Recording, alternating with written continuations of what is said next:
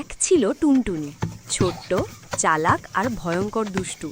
সে গ্রামের সব জায়গায় ঘুরে বেড়াতো আর সবাইকে জব্দ করত তার দুষ্টুমিতে। একদিন টুনটুনির হাতে একটা জাদুর জামা এসে পড়ে। জামাটা পরলেই কেউ তাকে দেখতে পেত না, সে অদৃশ্য হয়ে যেত। টুনটুনি তো মহা খুশি। সে অদৃশ্য হয়ে গিয়ে প্রথমেই গেল মুদি দোকানে, লাড্ডু চুরি করল। তারপর স্কুলে গিয়ে স্যারকে জ্বালালো, চক উড়িয়ে দিল, বেঞ্চে পোকা রাখল। কিন্তু হঠাৎ একদিন জামায় ছিদ্র হয়ে গেল। অদৃশ্য হওয়ার মাঝপথে জামাটা কাজ করা বন্ধ করল।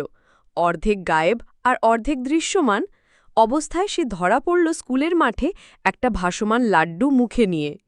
গ্রামের সবাই এসে হেসে কুটি। টুনটুনি যে ফেঁসে গেছে।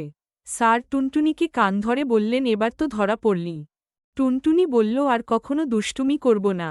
এবার সে সবাইকে সাহায্য করে, সত্যিকারের ভালো টুনটুনি। এবার টুনটুনি নিজের হাতে বানালো নতুন জামা পাতার দিয়ে। সবাই টুনটুনিকে মাফ করে দিল, মিষ্টি খেতে দিল। টুনটুনি বলল, আর কখনো দুষ্টুমি করব না।